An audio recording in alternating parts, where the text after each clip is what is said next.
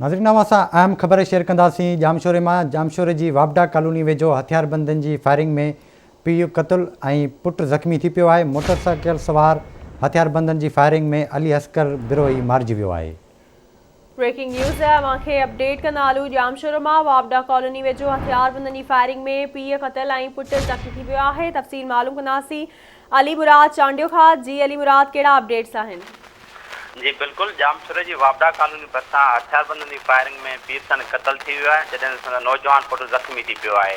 वापडा colony भरिसां ॻोठ यूसुफ कोसो जे रवासिन अली अस्कर बिरोही ऐं संदसि पुटु शाहिद बिरोही ते मोटरसाइकिल ते सवार टिनि हथियारबंदनि फायरिंग करे ॾिनी।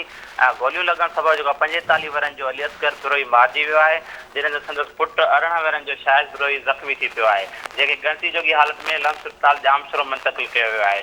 इतला ते पुलिस ऐं बिरोही बिरादरी जे माण्हुनि जो जेको वॾो अंग आहे अस्पताल पहुतो।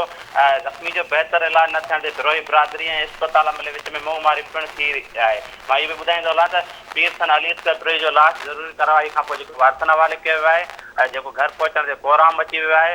असांजो इन सिलसिले में जामशोर पुलिस सां राब्तो थियो आहे, जंहिंजो चवणु आहे त वाक़ियो पुराणे तकरार सां पेश आयो आहे, वधीक मामले जी जांच करे रहिया आहियूं। जी मां इहो बि ॿुधाईंदो हलां त मक़तूल जेका पीएसएन आहे हुनजे वारसनि इल्ज़ाम मड़ियो आहे त जामशोर पुलिस जेका आहे वाक़िए जे इतला बावजूदि देरि सां पहुती ऐं जवाबदारनि जी गिरफ़्तारी लाइ नाकाबंदी न कई, जंहिं करे जवाबदार फौलादी सां फ़रार थी विया आहिनि। जी ठीकु आहे अली मुराद, वॾी महिरबानी तफ़सीलनि खां आगाह करण लाइ।